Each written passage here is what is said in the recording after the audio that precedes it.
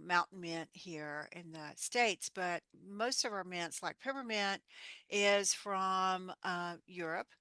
Uh, but peppermint itself is a hybrid that was kind of selectively bred from spearmint. Oh, I And think actually, as my understanding, it actually occurs in nature, which is kind of peculiar. I don't know of any other, I don't know of any other instance that it's a cross of what's called water mint.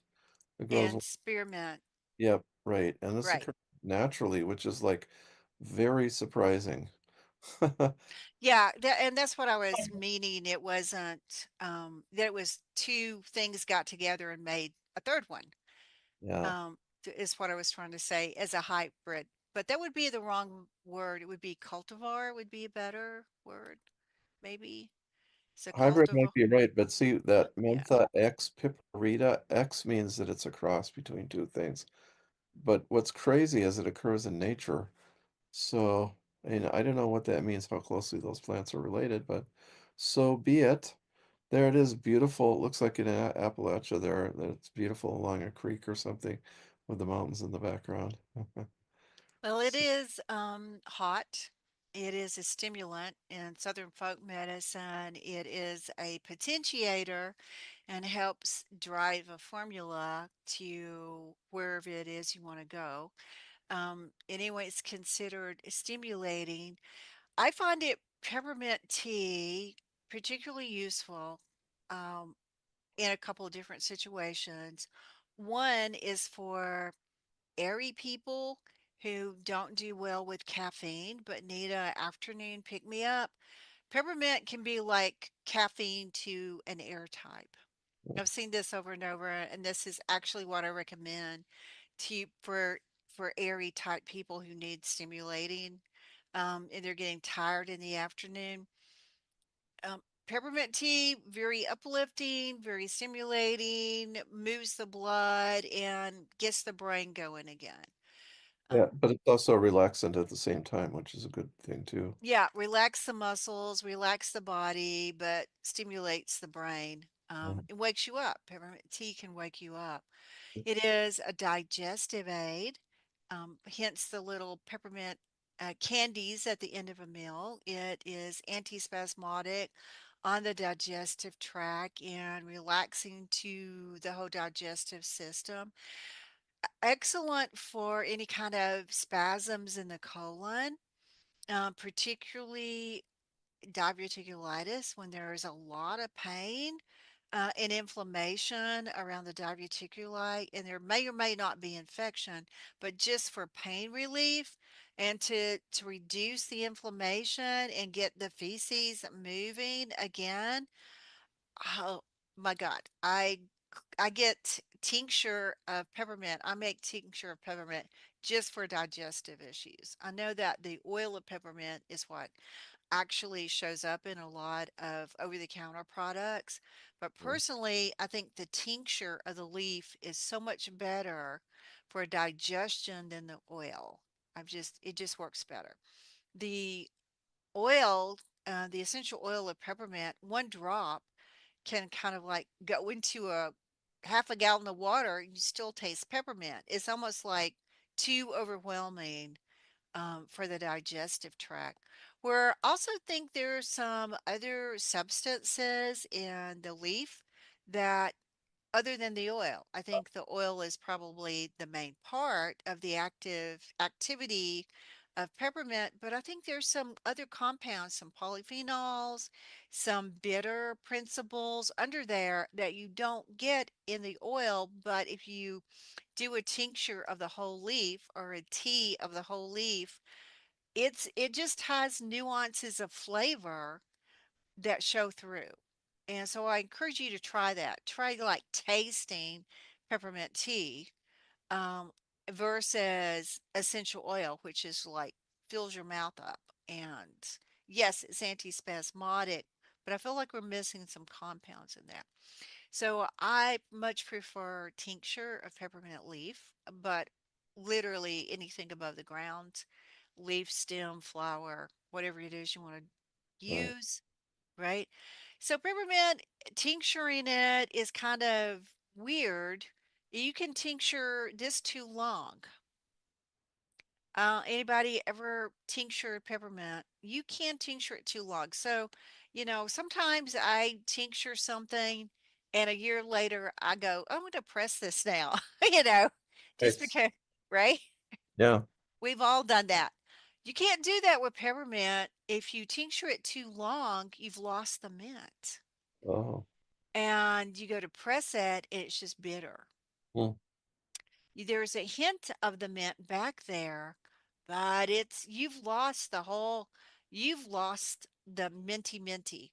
So this is a short tincture in my book because I don't want to lose that mint. So I smell it. This is one that after about 3 or 4 days, I'll take the lid off my tincture and I'll smell it. Is it, how pepperminty is this?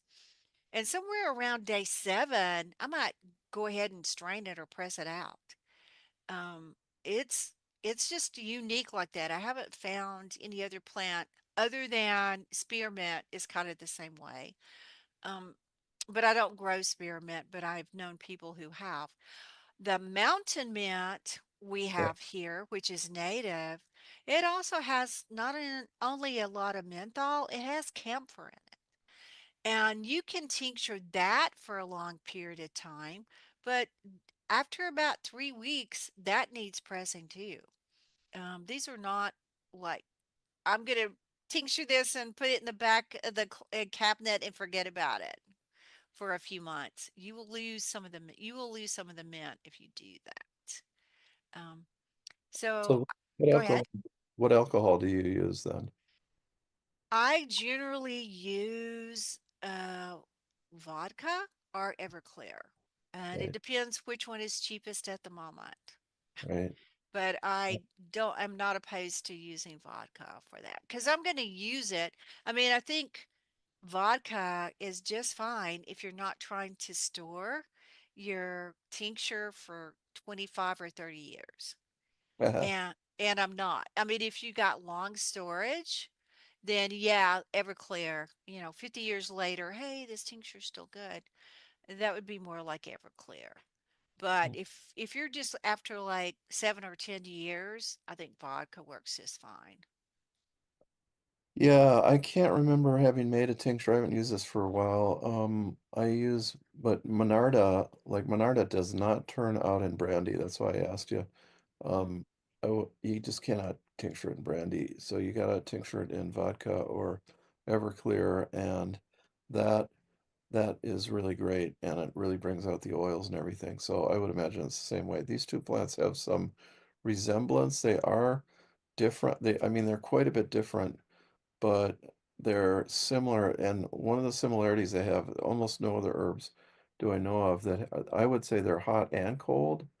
Like you taste it, you mhm, feel a wave of heat and you feel a wave of cold like mhm, mouth. And so yeah, it reminds me of s- you know, a relaxing stimulant like lobelia. Like, wow, it relaxes, it puts a wave of heat and cold through your system. So that irons out the heat and cold imbalances, perhaps. And it is in the famous formula. This is probably where I use it, and it's just as an assistant. The old Rosemary's formula that, or rather, Juliet de Berkeley's formula that she calls got from the gypsies, which was 1 part elderflower, 1 part um, yarrow flower tops, and 1 part peppermint. I don't know if that she stuck just with the flower parts, but all those together, they're all diaphoretics working in different ways, and kind of that's the basis of the gypsy cold care tea made by some traditional medicinals, which was designed, I think, for them by Rosemary, mhm, who was a student of, like many of us, an older generation of Juliet de Berkeley Levy, who lived to be 103, so she did something right. And remarkable person. I mean, she only died in the early 2000s, and she was already practicing herbalism in the 1930s. So and somebody who followed her own star completely, utterly, and totally. She was born into a wealthy. um, mercantile family in England, and she wandered the world, um, living in remote places and treating people. But at any rate, yeah, so yeah, a good clear, yeah, vodka or Everclear. I guess, and I wouldn't, again, I can't say this from experience, but some people say, well, it's too strong for babies and young children, so you use, excuse me, spearmint instead, and that's a rule of thumb. And it would be a colic remedy in those cases. But that's what I've seen written by a number of people, so I imagine it's true. It's not one of my top-notch remedies, and maybe I use Monarda. I use Monarda a lot more. So, Mm. yeah. I actually love peppermint to dry up allergy nasal mucus. Oh, It okay. does a really good job of getting rid of a sinus headache. Oh, Really useful for that because we don't have a lot of Monarda here. I mean, if you see some in the wild, you go, "Oh my God, look at that!" You know, uh, that's not so unusual. But we do have, mountain mint, and we do have a lot of peppermint that people just have, planted in their garden. So yeah, it's like a big sinus remedy herb here yeah. and a digestive aid. And probably many of the things that use Monarda for there, we do peppermint here.